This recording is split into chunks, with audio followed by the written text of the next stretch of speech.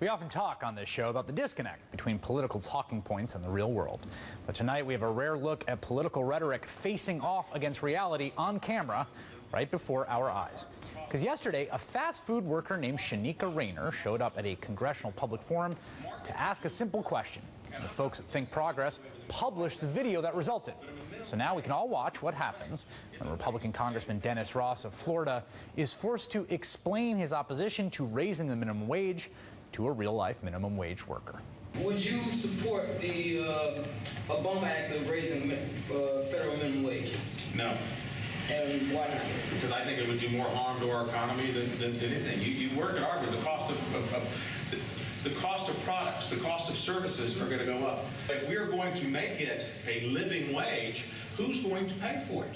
Who's going to pay for it? I'm going to pay for it at the counters. I'll pay 20 cents extra for a hamburger. But then, I think that's happening. Especially on tax day. Send in some more today.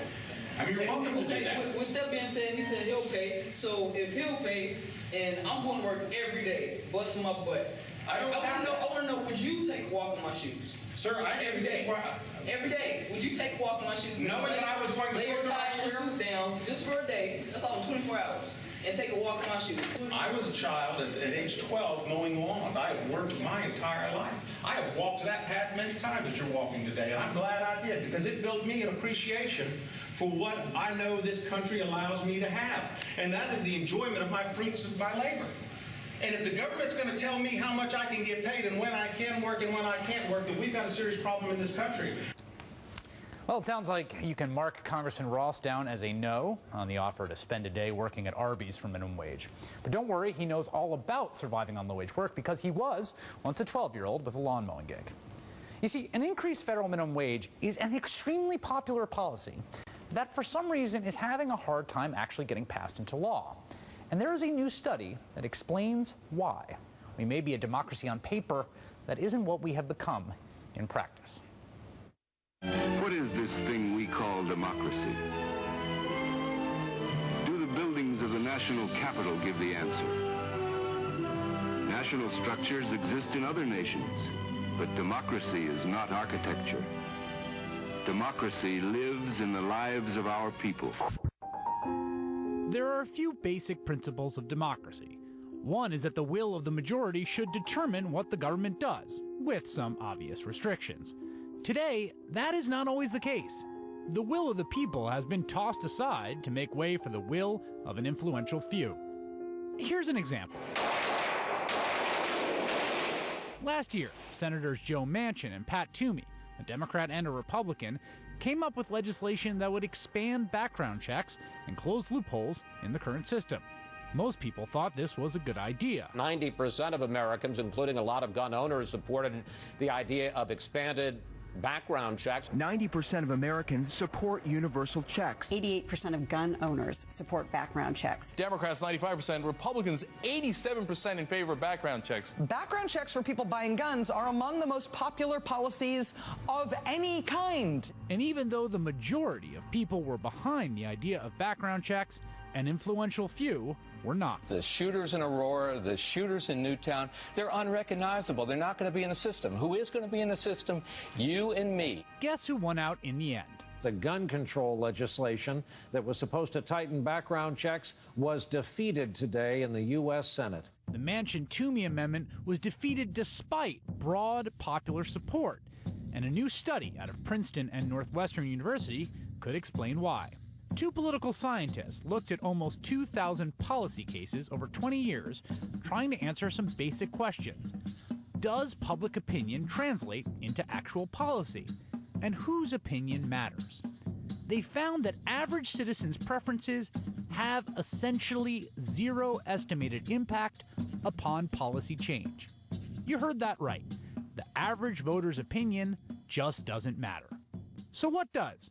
Major business interest groups like the gun lobby, and rich people. The researchers found that while the opinion of the average American has zero impact on policy, the opinions of economic elites have a very large, positive, independent impact. This is certainly not the democracy we learned about in school. We're going to elect a president. No more king. He's going to do what the people want. No more king. We're going to run things our way.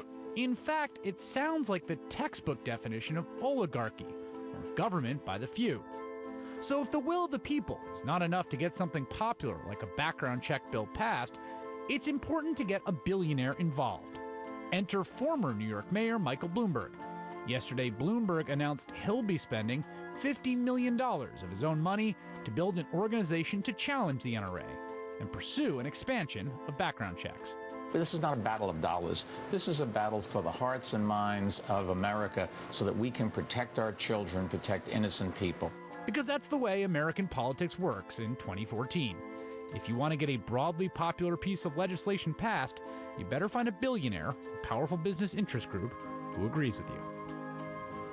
Joining me now, political consultant Tara Dowdell, Josh Barrow, MSNBC contributor and national correspondent for the New York Times, and Dorian Warren, associate professor of political science and international and public affairs at Columbia University. Okay, this is a thing lefties say all the time. Oh, it's an oligarchy. Oh, your vote, but there was real empirical work done here by these two professors who really went through these policy cases. This isn't just them like sitting around theorizing. They're matching outcomes to public opinion. And that sentence has haunted me since I read it. Zero predictive impact. Zero predictive impact. Meaning what you think doesn't translate at all. And the question, Dorian, is like, does that mean in some fundamental sense we just are not a democracy? That's absolutely right. And thank you for highlighting cutting-edge research from political scientists. I really appreciate that. Yes, exactly. We are an oligarchy. Doesn't mean we're also not a democracy. The two might be compatible uncomfortably. But yes, I want to correct one of your definitions of oligarchy. It just said ruled by the few. It's ruled by the wealthy few. Right. So the rich few. And that's right. It's not just like people whose last name starts with Z. Exactly. Right. And actually, if you which might be a superior system. Actually, right. Those might be enlightened individuals. But we now have the research to back up what occupiers were saying a few years ago, right? That the political system is broken, that the economy is broken, but the political system is ruled by the 1%, by the rich, by the wealthy. And now we have more social science data to validate that sense that everyday people have that the democracy is not working for them. So one of the questions I think, Tara, is, well, hasn't it ever been thus, right? Hasn't it always been the case that in a big country that you have all these intermediary institutions, and you're someone who works in politics, yes. Right? Do you feel like you've seen a shift in the way that influence functions in the world of politics and campaigns? Absolutely. While this is not a new occurrence, this is not breaking news, it has gotten significantly worse, especially when you look at the McCutcheon, the Supreme Court decision that basically made buying influence a constitutional right. So when you look at that and you look at all these other Supreme Court decisions that preceded it, and then from my own experience, I literally have had, when I was in the governor's office, I had someone mail a copy of a check that they had written to the governor to say, this is what they wanted, and reminder, I gave this check. That happens. Now, granted, I threw that letter away. I copy of a check is trashy. That is trashy. But most people are not that obvious. It is a subtle thing. It is a understanding. People don't give money out of the kindness of their hearts. Corporations give money because they want a policy. Too. Exactly, or individuals, because they want very specific policies, and that money is buying those policies. You know, my favorite line about this is a grizzled old Chicago veteran reporter referring to the way that owners of newspapers will push an editorial agenda, and the line was, no one ever bought a bicycle they didn't want to ride.